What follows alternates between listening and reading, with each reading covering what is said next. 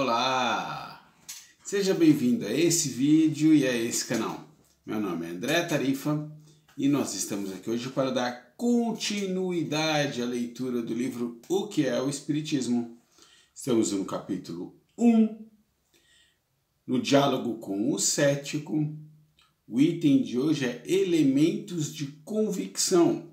Elementos de convicção. Lembrando que o cético é alguém que está predisposto a ouvir os dois lados, daqueles que são contra o Espiritismo, daqueles que têm um argumento contra, e lógico, de Allan Kardec, ele vai direto em Allan Kardec para ver os argumentos a favor. E finalmente aqui já no fim do diálogo, esse aqui é o penúltimo, antepenúltimo item, podemos perceber uma convicção já do nosso amigo, já tem algo ali. Vamos começar? Olha como começa o visitante. Convenho, ilustre amigo, falando em Kardec, hein, que do ponto de vista filosófico, a doutrina espírita é perfeitamente racional, mas fica sempre de pé a questão das manifestações, que não pode ser resolvida senão por fatos. Ora, é a realidade destes que muita gente contesta. E não deveis achar extraordinário o desejo que vos manifestam de testemunhá-los. Essa é a colocação, não é nenhuma pergunta, é a colocação que o nosso visitante aqui, o cético, faz. Ele começa concordando que a doutrina espírita é perfeitamente racional, mas vai bater lá de novo na questão dos fenômenos, né? Os fenômenos é que nós temos dúvidas. A doutrina é maravilhosa, mas dos fenômenos, não sei não. E bate em Kardec nesse seguinte sentido, olha, então você, Kardec, não pode estranhar o fato de nós querermos acompanhar esses fenômenos, poder testemunhá-los, né? Porque deles a gente desconfia. Vamos ver como Kardec responde. O rapaz já está evoluindo, né? Pelo menos ele já concorda que a filosofia é perfeitamente racional. A filosofia é extraída daqueles fenômenos. Do fenômeno ele duvida, da filosofia não. Vamos ver como Kardec responde. Acho muito natural. Todavia, como eu procuro que eles sejam aproveitados, os fenômenos, né? Kardec está falando, explico em que condições convém que cada um se coloque, para melhor observá-los e, sobretudo, compreendê-los. Ora, quem não aceita essas condições mostra não ter sério desejo de esclarecer-se e, com tal pessoa, é inútil perdermos tempo. Vou dar uma pausa aqui no primeiro parágrafo de Kardec, hein? Ele não nega que algumas pessoas possam testemunhar os fenômenos, mas ele quer colocar a condição dessa pessoa. Olha, porque uma coisa é observar só por curiosidade e outra coisa é observar querendo compreender. Esse é o grande ponto. Kardec quer separar aqueles que estão lá só por curiosidade ou só para atacar, como era o caso do crítico, que é o primeiro diálogo que a gente desenvolveu aqui no livro. Então, se é só para atacar, se é só para matar a curiosidade, se é só para fazer pergunta boba que não leva nada a lugar nenhum, ou para tentar ter alguma vantagem especial, que algum espírito te daria uma informação privilegiada, como a gente também já viu nos diálogos anteriores, não. Agora, a pessoa que está disposta a testemunhar esses fenômenos com a real condição e intenção de compreendê-los, estes, sim, Kardec determina que possam assim fazê-lo. Vamos continuar? Temos mais Kardec ainda nesses comentários. Ele vai voltar com mais detalhes nessa introdução que ele fez agora. Convireis também, palavras de Kardec, que seria singular que tão racional filosofia tivesse saído de fatos ilusórios e controvertidos. Em boa lógica, a realidade do efeito implica a da causa que o produz. Se uma é verdadeira, a outra não pode ser falsa, porque onde não há árvores não pode colher frutos. Já vou dar uma pausa de novo aqui, porque Kardec foi sensacional nessas duas frases. Ele devolve para o visitante o mesmo raciocínio. O visitante não falou lá que a doutrina é perfeitamente racional? Então Kardec fala assim, horas, como que você pode duvidar dos fenômenos que podem ser ilusórios ou controvertidos? Você pode duvidar desses fenômenos, mas acredita que a filosofia advinda dos espíritos que produzem esses fenômenos é perfeita? Não faz sentido, né? Então, a boa lógica, como diz ele, deduz o seguinte, o efeito, que é a filosofia extraída desses fenômenos, dos espíritos que nos trouxeram, se ela é perfeita, os fenômenos não podem ser falsos. Uma árvore não pode ter frutos se não tem árvore, né? Se os espíritos nos trouxeram essa filosofia perfeitamente racional, como disse o próprio visitante, e ela nos trouxe através de fenômenos mediúnicos, eu não posso aduzir que os fenômenos fossem falsos. Senão, tão falsa seria a doutrina advinda dela, essa filosofia advinda dessa doutrina. Espetacular, Kardec, hein? Vamos continuar com ele. Nem todos, é certo, testemunharam os fatos, porque não se colocaram nas condições precisas para observá-los. Não tiveram a paciência e a perseverança exigidas. Mas isso também se dá com todas as ciências. O que uns não fazem é feito por outros. Todos os dias aceitamos os resultados dos cálculos astronômicos sem que nós mesmos o tenhamos feito. Seja como for, se achais a filosofia boa, podeis aceitá-la como aceitaríeis outra qualquer, conservando vossa opinião sobre as vias e meios que a ela conduziram, ou menos, não a admitindo senão a título de hipótese, até mais ampla averiguação. Os elementos de convicção não são os mesmos para todos. O que convence a uns não produz impressão alguma em outros. Assim sendo, é preciso um pouco de tudo. É, porém, um engano crer-se que as experiências físicas sejam o único meio de convencer. Vou continuar com Kardec porque tem um raciocínio lógico aqui no texto. Notei que algumas pessoas, os mais importantes fenômenos não produziram a menor impressão, ao passo que uma simples resposta escrita venceu todas as dúvidas. Quando se vê um fato que não se compreende, quanto mais extraordinário ele é, mais suspeitas desperta e mais o pensamento se esforça para lhe dar uma causa vulgar.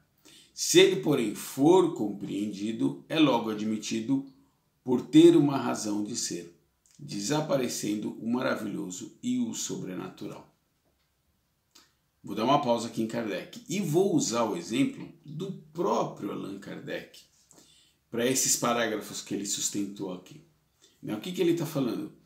Que a filosofia é perfeita e racional, que essa história de precisar de fenômenos para convencer não é igual para qualquer pessoa. Ele testemunha aqui, e ele com certeza fez isso muito, que para algumas pessoas os fenômenos não produziram nenhum efeito de convencimento, ao passo que para essas mesmas pessoas bastava uma bela resposta do Livro dos Espíritos para que elas já fossem convencidas. Então, para elas, muito mais importante foi a filosofia extraída do que o fenômeno propriamente em si.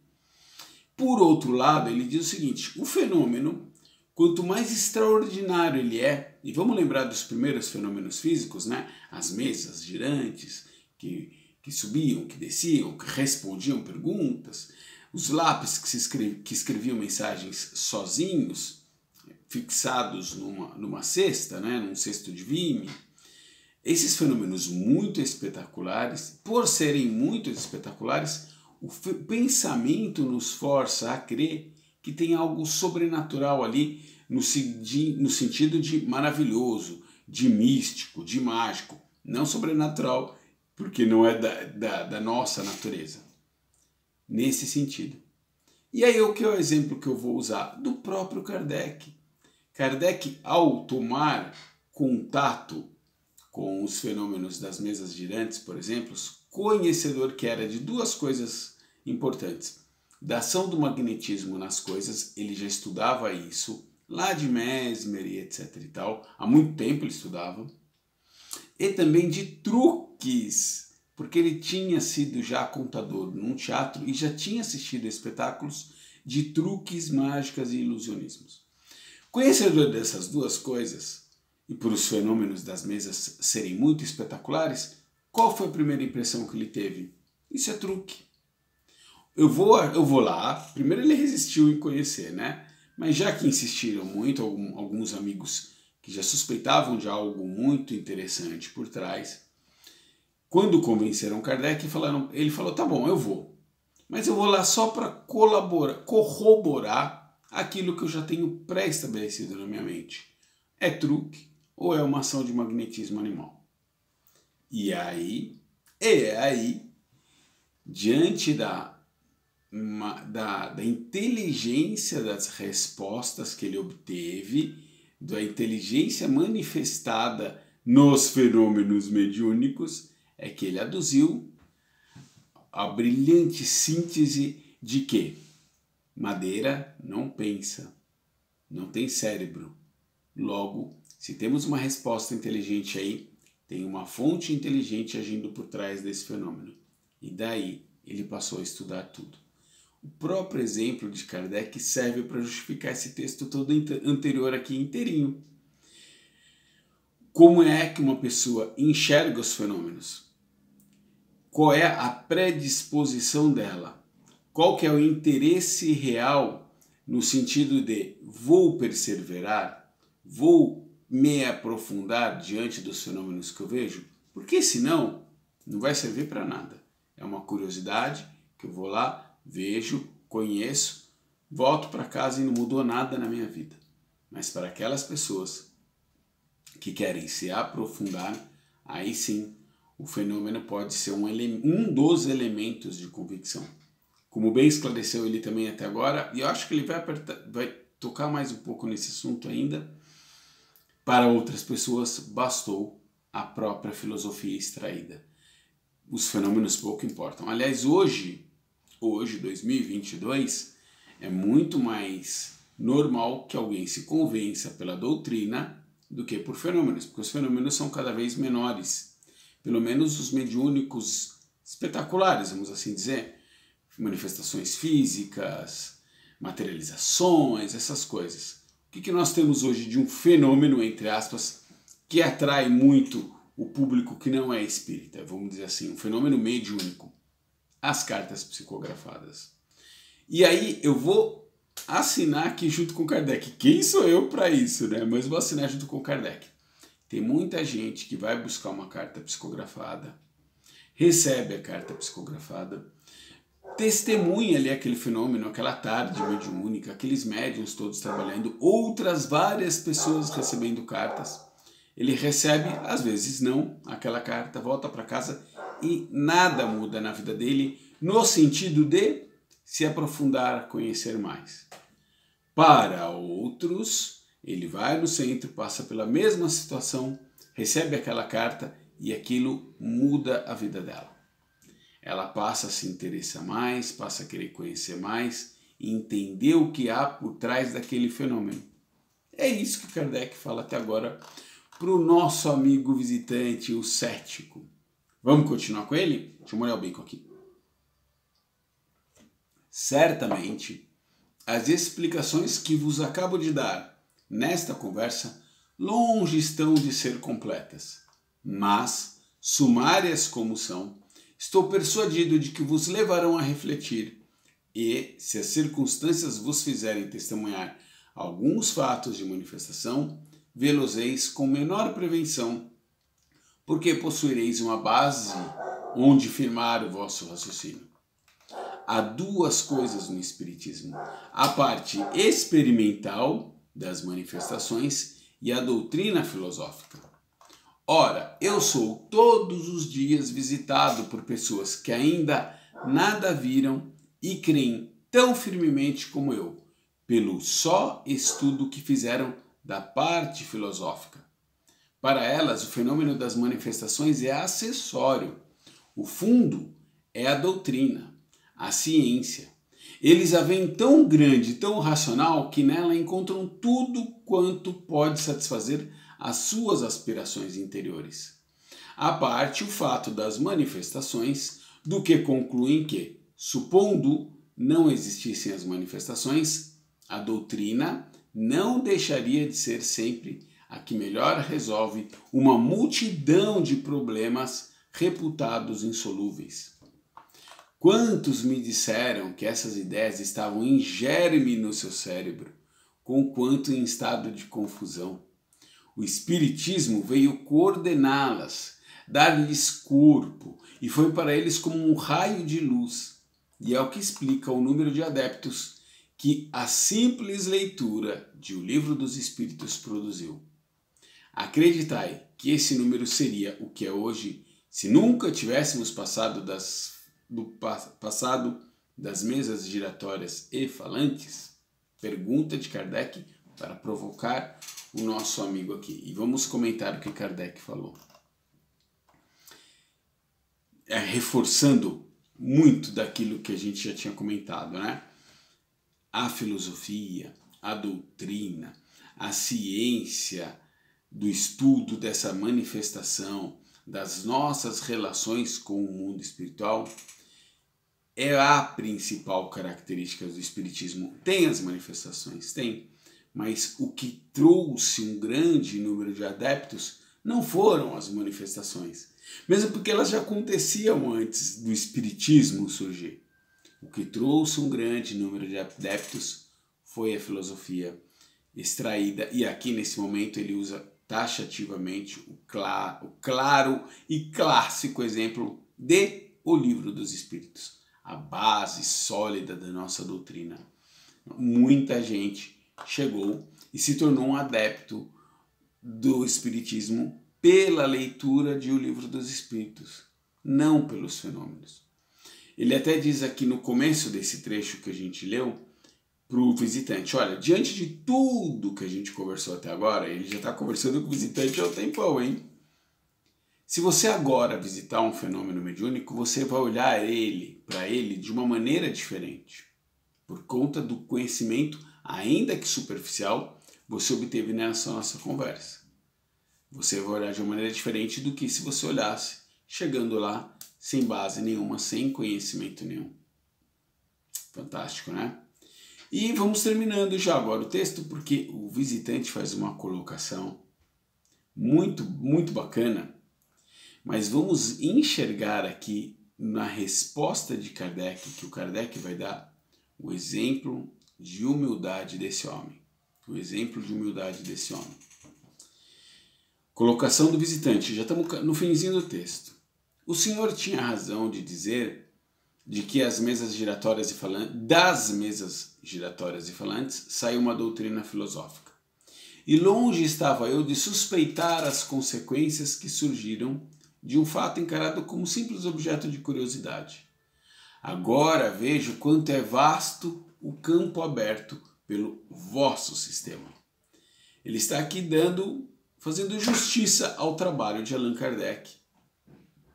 Falando, olha, eu não nego essa doutrina que saiu desses fenômenos. E estou lhe dando o crédito dessa maravilhosa doutrina que o senhor extraiu com base no seu trabalho, nos seus estudos, esse trabalho maravilhoso que Kardec de verdade fez. Ele de verdade desenvolveu um trabalho do qual originou a codificação, né? Pegar esses ensinamentos dos espíritos e ordenar para que nós pudéssemos ter acesso. Olha a resposta de Kardec. Que homem! Nisso vos contesto, caro Senhor. Dais-me subida honra, atribuindo-me esse sistema quando ele não me pertence.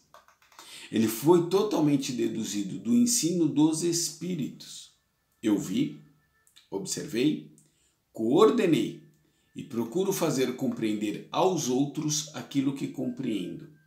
Esta é a parte que me cabe. Há entre o Espiritismo e outros sistemas filosóficos esta diferença capital, que estes outros todos são todos obras de homens, mais ou menos esclarecidos, ao passo que naquele que me atribuis eu não tenho o mérito da invenção de um único princípio. Disse a filosofia de Platão, de Descartes, de Leibniz, nunca se poderá dizer a doutrina de Allan Kardec. E isto, felizmente, pois que valor pode ter um nome em assunto de tamanha gravidade? O Espiritismo tem auxiliares de maior preponderância, ao lado dos quais somos simples átomos. Ponto final para esse texto. Que resposta espetacular deste homem brilhante que foi Allan Kardec. Ele primeiro atribui a doutrina aos espíritos. Não é a doutrina de Kardec, não é o sistema de Kardec. Ele fala, jamais podereis chamar esse sistema, essa filosofia de a filosofia ou o sistema de Kardec. Ela é dos espíritos. O meu trabalho foi observar, coordenar e fazer compreender aos outros aquilo que ele compreende. Olha que bonito que ele fala. Que, aliás, me suscita um pedacinho do final do outro texto, né? Quando ele fala que muitas pessoas já tinham os conhecimentos do Espiritismo no seu subconsciente e, ao ler o Livro dos Espíritos, a luz brilhou para eles. Não tenha dúvida nenhuma que Kardec era uma dessas pessoas. Tudo fez muito sentido e muito rápido quando ele teve acesso a esses conhecimentos. O que ele fez? Ele ordenou, coordenou, botou tudo no seu devido lugar, conferiu, checou, controle universal do ensino dos espíritos, tomou todas aquelas providências para que isso fosse metodologicamente e cientificamente organizado, para que ele fosse forte, duradouro, como é até hoje. Até hoje é incontestável. Para quem conhece, é incontestável as determinações, os esclarecimentos, as leis universais que o Espiritismo esclarece. E diz que todas as outras filosofias foram produzidas por homens. Então ele fala, você pode falar da filosofia de Platão, de Descartes, de Leibniz, que eu nem conheço, e elas foram frutos de homens. Mas a de Kardec, o Espiritismo nunca poderá ser intitulada como a filosofia de Kardec. Ele é apenas um átomo, Kardec se colocando, hein? Apenas um átomo diante daqueles que de verdade trouxeram o Espiritismo para nós aqui no planeta, que são esses grandes espíritos que escreveram durante todo o trabalho de desenvolvimento da doutrina espírita, né? Do espírito, toda a equipe do Espírito da Verdade. E aí você pode achar onde essa turminha toda. Eu adoro o texto do prefácio do Evangelho segundo o Espiritismo. Você vê ali um exército de espíritos como virtudes do céu que se espalham em todos os cantos do mundo. E vai lá ler o texto você mesmo, que é maravilhoso, pequenininho, e é uma preciosidade da doutrina espírita. Bom, Elementos de Convicção acaba aqui. Em breve voltaremos com a próxima análise do próximo texto deste livro, já caminhando para o finalzinho aqui do Diálogo com o Cético. Tá legal? Beijo no coração de quem teve paciência. Se gostou desse vídeo aqui, se inscreve no canal, porque está cada vez mais difícil eu ter espaço para divulgar em outros lugares, outros grupos. Eu usava muito Facebook e alguns grupos começaram a bloquear esse tipo de divulgação.